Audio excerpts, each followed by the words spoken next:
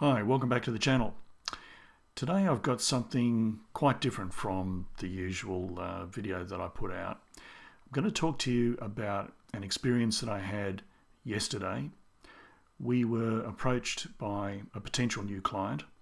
They were a referral from an existing client, and this potential new client wanted to participate in one of the Queensland government grants that is available at the moment. So I spoke to her and we did a deep dive into her business, what was going on at the moment, how it was being affected by COVID-19, how they were doing their books, how they were setting their pricing, who their customers were, where they're coming from, what they were doing for cash flow planning. And critically, I spoke to her about what kind of accounting service she was already getting.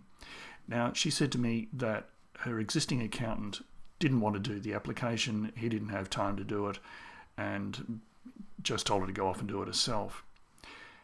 As it turned out, the existing accountant wasn't doing very much at all, pretty much just taking spreadsheets and turning them into BASs once a quarter, and that was about it. Her business is, like many other small businesses, someone who is needing a hell of a lot more than just getting spreadsheets shuffled around and turned into BASs once a quarter. She needs proper cash flow planning. She needs a proper accounting system for starters. She needs a budget. She needs some sort of marketing plan. She needs some sort of business direction. Not getting any of that from her existing accountant. The thing that prompted her to call us was the fact that she needed this grant application done. That was the stimulus. Now, I spoke to her at length and I wrote her a very full, thorough proposal, explained things very carefully, listened to her feedback. We kicked around the things that both of us agreed were essential for her business. And I quoted her a fee. I don't know how much that compares to her existing accountant. I'd say probably at the very least double, probably nearer to 4 times. But in the context of a business of her size, not an astronomical fee. And we got turned down flat. I wasn't that surprised when it happened. I'll tell you why.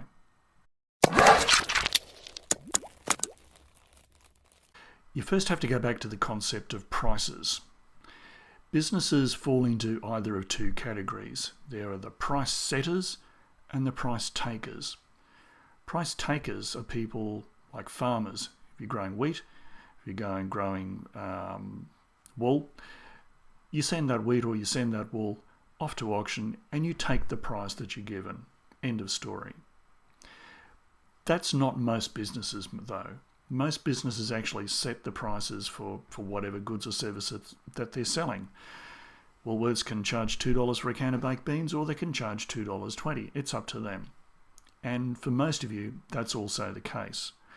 The problem is, most businesses don't really realise they're actually price setters.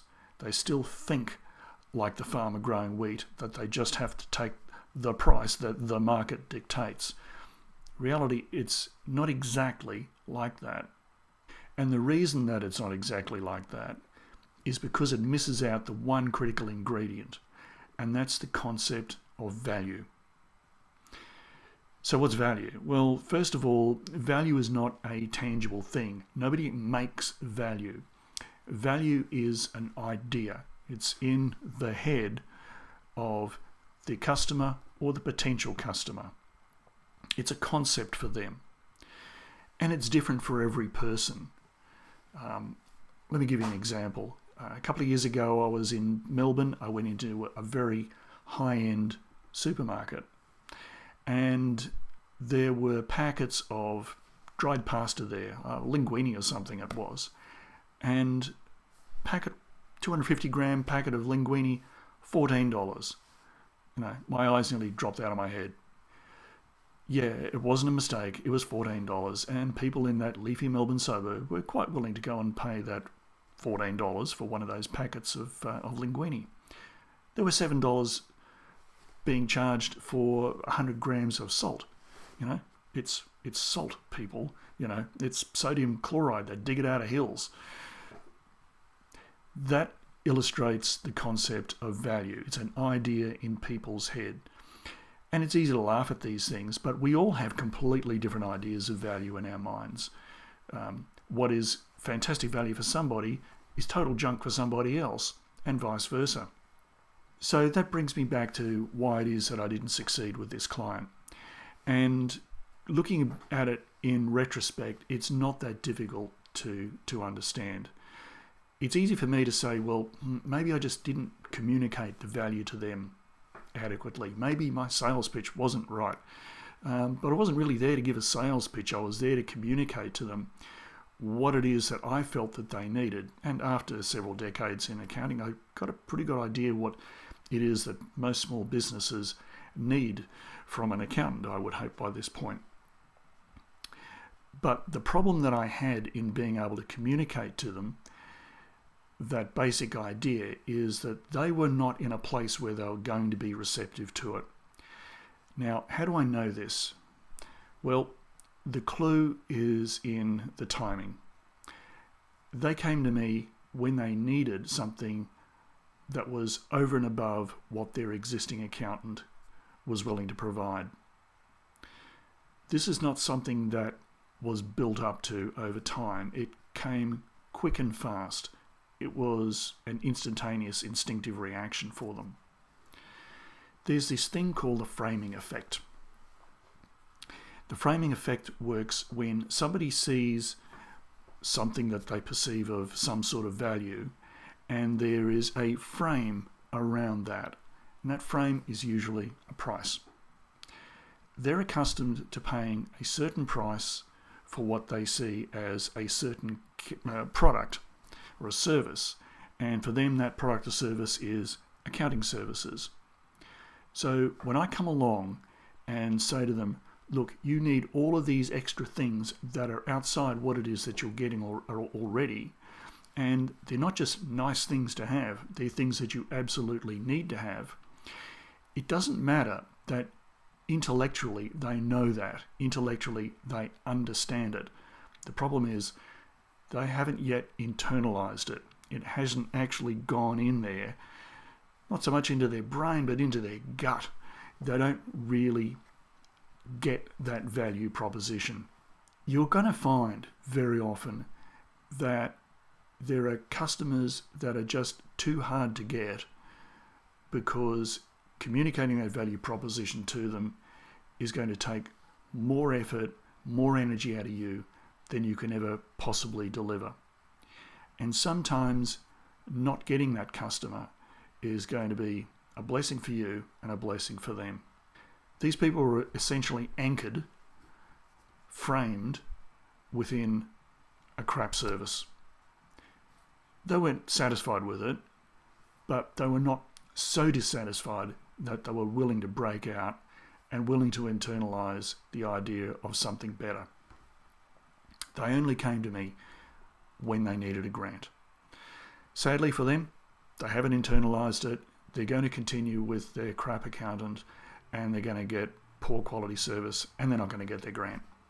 So in the end, you're only going to end up making a sale when there's the concept of value on the one hand in the mind of your customer or your prospect and the price, and those two meet in the middle in their mind.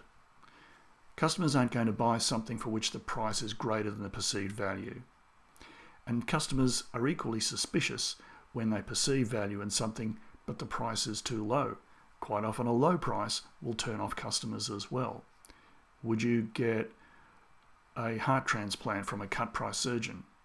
Probably not. Don't get pricing wrong. Pricing mistakes are one of the key reasons why businesses fail, or at least because they underperform. The best way to get your pricing right is to talk to somebody who knows about the subject and who is independent from you and is emotionally detached from the decision. And don't make any mistakes. Pricing decisions are not just technical, they're inherently emotional. Of course, this is something we can help you with. I've spoken to hundreds of businesses over the years about getting their pricing right. It's not always easy to do, and it can be confronting, and it takes a lot out of you, and it takes guts and courage quite often to adjust your pricing. But if you've got someone there beside you who's a trusted advisor, who can do the numbers, who can give you the good reasons to change, you're much more likely to do it, and you're much more likely to succeed with it. Thanks for watching. See you in the next one.